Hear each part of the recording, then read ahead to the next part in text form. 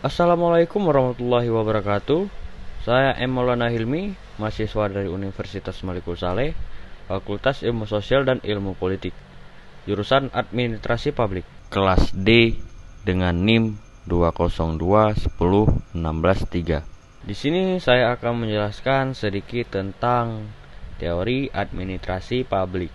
Saya akan menjelaskan pengertian teori, pengertian administrasi publik, dan pengertian teori administrasi publik. Yang pertama, di sini saya akan jelaskan pengertian teori. Kata teori berasal dari bahasa Yunani kuno yang berarti pengamatan atau pemikiran spekulatif.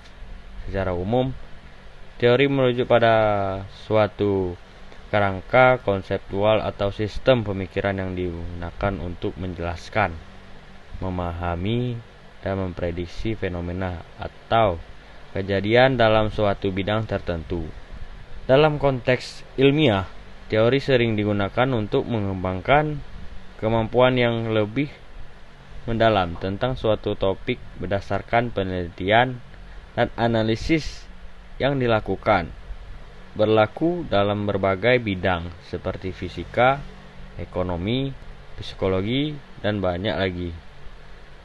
Teori membantu dalam mengorganisasikan fakta dan data yang ada serta memberikan kerangka kerja yang konsisten untuk memahami fenomena yang kompleks.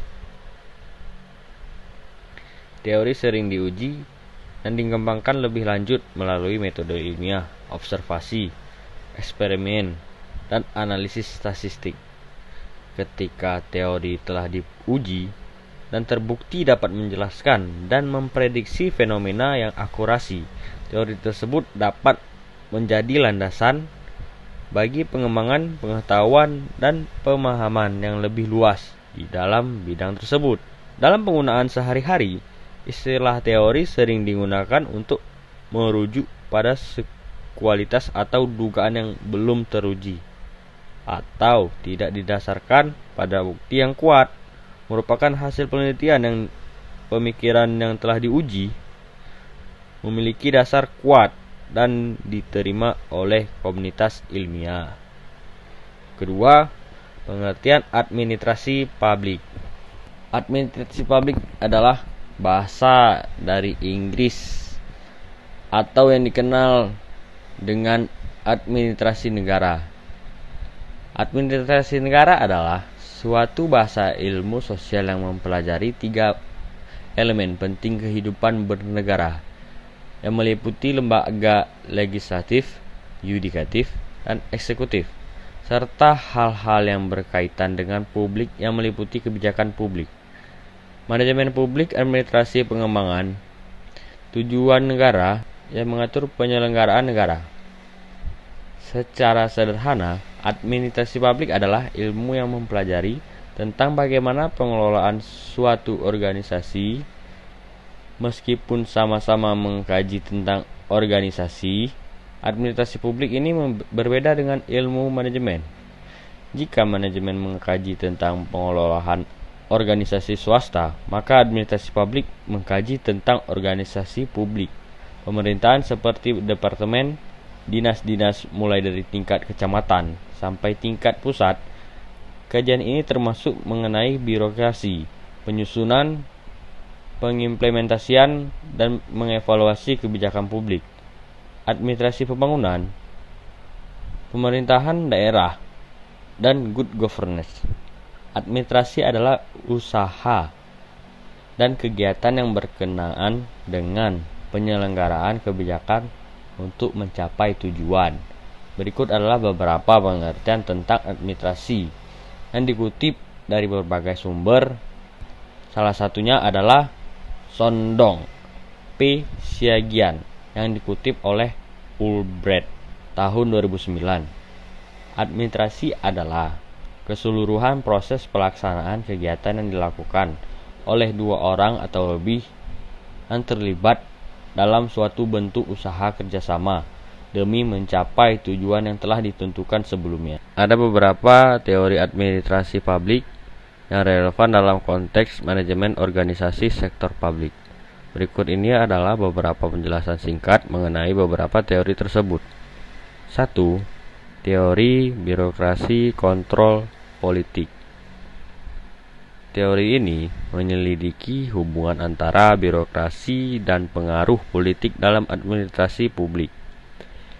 Teori ini mengakui bahwa birokrasi memiliki otoritas dan kekuasaan yang signifikan dalam mengambil keputusan dan mengimplementasikan kebijakan publik.